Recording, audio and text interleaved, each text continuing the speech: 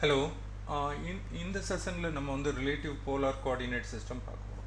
அதை நான் போலார்னு வந்துட்டால angle involve ஆகும், மறந்துடாதீங்க.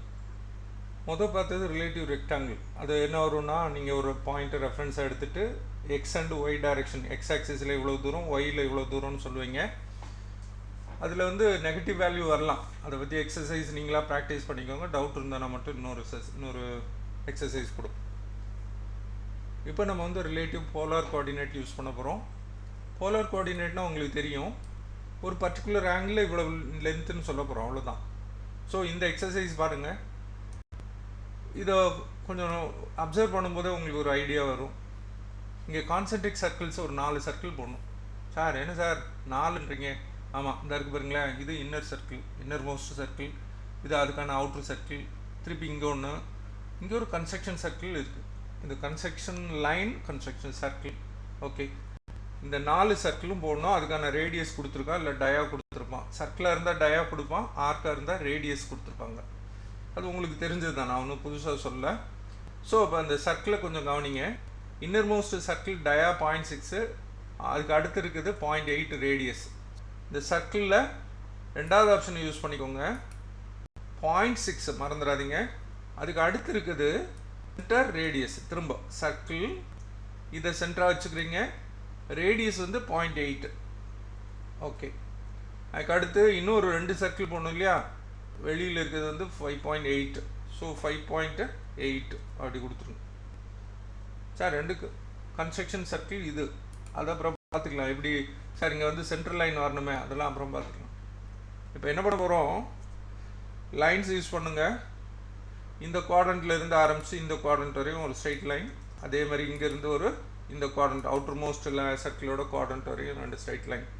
இப்போ ட்ரிம் யூஸ் பண்ணிக்கோங்க, டிஆர். கிராசிங் விண்டோ, இந்த ட்ரிம் பண்ணும்போது நல்லா கவனிங்க. மோடு வந்து என்ன இருக்கணும், மோடில் 2 ஆப்ஷன் இருக்குது, quick mode and then standard இருக்குது. ஸ்டாண்டர்ட் வச்சுக்கோங்க, அப்போ தான் நான் சொல்கிற மாதிரி நடக்கும், இல்லைன்னா வேறு ஒரு ரிசல்ட்டு. அதை பற்றி டீட்டெயிலாக தனி கிளாஸில் பார்ப்போம். இப்போது இதெல்லாம் நீங்கள் ட்ரிம் பண்ணிடுங்க. இதெல்லாம் ட்ரிம் பண்ணோம், இதையும் சேர்த்து ட்ரிம் பண்ணுங்க. ஓகே, அதுக்கடுத்து ஃபில்லட் ரேடியஸ் இருக்குது.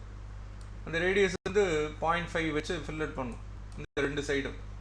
ஸோ ஃபில்லட்டுன்னு சொல்லுங்கள், ரேடியஸு 0.5 அப்படின்னு சொல்லிடுறீங்க. இன்ச்சஸில் எல்லாமே இதையும் செலக்ட் பண்ணுறீங்க.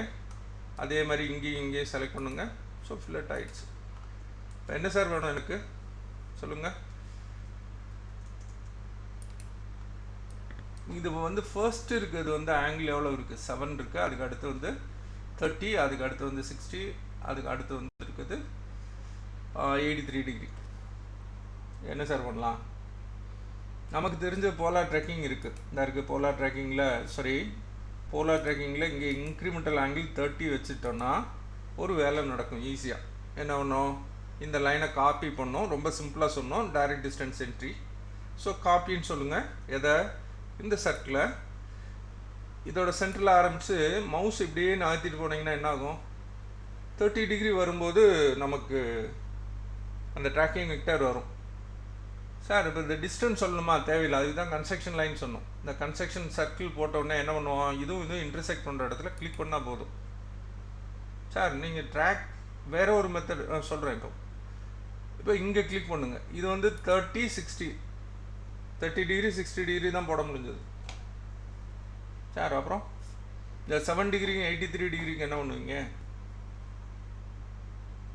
ஏற்கனவே சொன்னோம்ல சார், டிராஃப்டிங் செட்டிங்ஸ் எடுத்துகிட்டு இன்க்ரிமெண்டல் ஆங்கிளில் நீங்கள் என்ன பண்ணுங்கள், இந்த பழையதை அழிச்சிருங்க, டெலீட் பண்ணிவிட்டு 7 கொடுங்க, நியூ 7 கொடுத்தீங்கன்னா என்ன ஆகும்?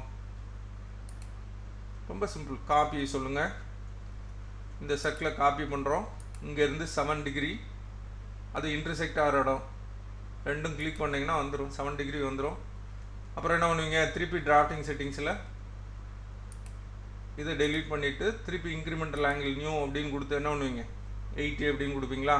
83 அப்படி கொடுத்தா ஒர்க் ஆகும். காப்பி கொடுத்து திருப்பி இந்த சர்க்கிள் எடுத்து இங்கேருந்து, ஸோ அந்த ட்ராக்கிங் வெக்டர் 83 வரும். இந்த 83 வரும்போது மறந்துடாதீங்க, 83 வரணும்.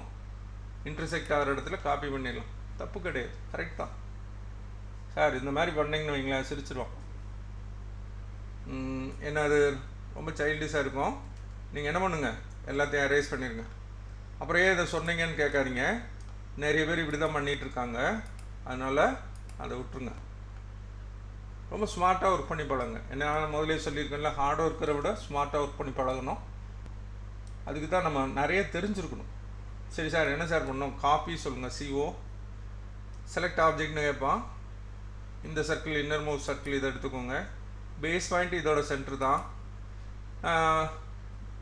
ரிலேட்டிவ் ரெக்டாங்கிள் நடத்தும் போதே சொல்லியிருந்தேன், ரெக்டாங்கிள் கோஆர்டினேட் நடத்தும் போதே என்னது, எது சென்டர்னு சொல்லிட்டீங்களோ அதை வந்து ரெஃபரன்ஸ் எடுத்துக்கலாம்ல. கமர்ஷியல் எட்டு அதான் ஆரிஜின் எடுத்துகிட்டு, இதை ஆரிஜின் எடுத்துட்டோம் டெம்பரரியாக. இந்த சென்டரை இங்கேருந்து ஒரு லென்த், எவ்வளோ லென்த் அது 5.3, அந்த லென்த்தில் மாற்றம் இல்லை, 5.3. நல்லா கவனிங்க. இல்லை, இது வந்து என்ன பண்ணியிருக்கோம், கமர்ஷியல் அட்டு போட மறந்துடக்கூடாது. அதான் முக்கியமான விஷயம். காப்பின்னு சொல்லிவிட்டு கமர்ஷியல் அட்டு போட்டுட்டு இந்த சென்டரை சொல்லி, அதுக்கப்புறம் கமர்ஷியல் அட்டு போட்டு இந்த வேல்யூ சொல்கிறோம். இது மட்டும் பத்தாது, ஆங்கிள் சொல்லணும். நான் ஏற்கனவே வெரி ஃபர்ஸ்ட் கிளாஸ்லேயே சொல்லியிருக்கேன், ஒரு வேல்யூ சொல்லணும்னா வெறும் லென்த்து பத்தாது, ஆங்கிள் சேர்த்து சொல்லணும்னு சொன்னோம். லென்த் 5.3 சொல்லிட்டோம், ஆங்கிள் வந்து 7ன்னு சொல்லணும். அவ்வளோதான். திருப்பி அப்படியே காப்பி வந்து மல்டிபிள் மோடில் இருக்குது. காப்பி ஆல்ரெடி இருக்குது இன்னமும். கமர்ஷியல் அட்டு நம்ம செய்ய வேண்டியது, கமர்ஷியல் அட்டு போடுங்க. 5.3 அது யூஸ்வலாக இருக்குது, அதே டிஸ்டன்ஸ் அப்படியே எழுதிருங்க. அதுக்கடுத்து லெஸ் தென் சிம்பிள் போடுங்க, மறந்துடாதீங்க. இங்கே தான் நம்ம ரிலேட்டிவ் போலார் கோஆர்டினேட்டுன்றதை இங்கே தான் டிஃபைன் பண்ணுறோம். அதாவது இந்த பாயிண்ட்லேருந்து இந்த பாயிண்ட்லேருந்து 5.3 என்ன ஆங்கிள், அந்த ஆங்கிள் சொல்கிறோம் 30 டிகிரி அப்படின்னு சொல்லுங்கள். ஓகே, அதே மாதிரி தான் commercial at 5.3 angle less than simple போட்டிங்கன்னா ஆங்கிள்னு அர்த்தம். என்ன ஆங்கிள், 60 டிகிரி. ஓகேயா? அதுக்கு அடுத்து கமர்ஷியல் அட்டு, அதுக்கடுத்து 5.3 தென் ஆங்கிள் வந்து 83. அவ்வளோதான். எவ்வளோ ஸ்மார்ட்டாக இருக்குன்னு பாருங்கள். நான் திரும்பியும் சொல்கிறேன், ஒர்க் பண்ணுறது எப்படி வேணாலும் ஒர்க் பண்ணலாம். இம்ப்ரெஸ் பண்ணணும், ப்ரொடக்டிவிட்டி இன்க்ரீஸ் பண்ணும். இது எவ்வளோ குயிக்காக முடியும் அதை யோசிங்க.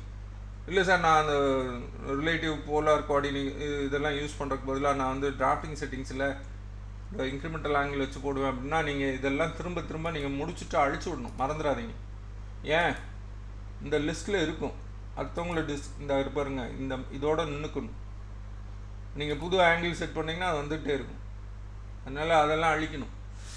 இவ்வளோ கஷ்டம் இருக்குது. அதனால தான் என்ன சொல்கிறேன்னா, ஸ்ட்ரைட் ஃபார்வர்டாக இப்போ நான் சொன்னதை ஃபாலோ பண்ணுங்கள். இந்த மெத்தடு வேறு என்னது, ரிலேட்டிவ் போலார் கோஆர்டினேட் சிஸ்டம். அப்படின்னா இந்த இந்த சர்க்கிளை காப்பி பண்ணோம், காப்பின்னு சொல்லிவிட்டு சென்டர் இங்கேருந்து கமர்ஷியல் அட்டு போட்ட பிறகு லென்த்து சொல்லணும், மறந்துடாதீங்க. டிஸ்டன்ஸு, கமர்ஷியல் அட்டு டிஸ்டன்ஸு, அதுக்கு அடுத்து என்ன சொல்கிறோம், less than simple angle. Sir, relative ரெக்டாங்கிளுக்கு இதுக்கு என்ன டிஃப்ரென்ஸு? ரிலேட்டிவ் ரெக்டாங்கிள் வந்து கமர்ஷியல் அட்டு போட்டு எக்ஸில் இவ்வளோ டிஸ்டன்ஸு அண்ட் தென் ஒய்யில் எவ்வளவு, எக்ஸ் கமா ஒய் சொல்லும். அதில் நெகட்டிவ் வேல்யூ வரலாம், இதில் வரவே வராது, எல்லாமே பாசிட்டிவாக தான் வரும். இவ்வளோ தான் டிஃப்ரென்ஸ். ஸோ இன்றைக்கி நம்ம பாயிண்ட் ஃபிக்ஸிங் மெத்தட்ஸை முடிச்சிடுறோம். அப்சல்யூட் கோஆர்டினேட் மட்டும் இருக்குது, அதை ஒரு நாளைக்கு பார்த்துக்கலாம். இது எல்லாமே முடிச்சிடுறோம். அடுத்து இருக்கிறத நம்ம வந்து என்ன பண்ணலாம், சர்க்கிள் கமாண்ட், அதையும் நம்ம அடுத்த செஷனில் பார்த்துக்கலாம். தேங்க்யூ.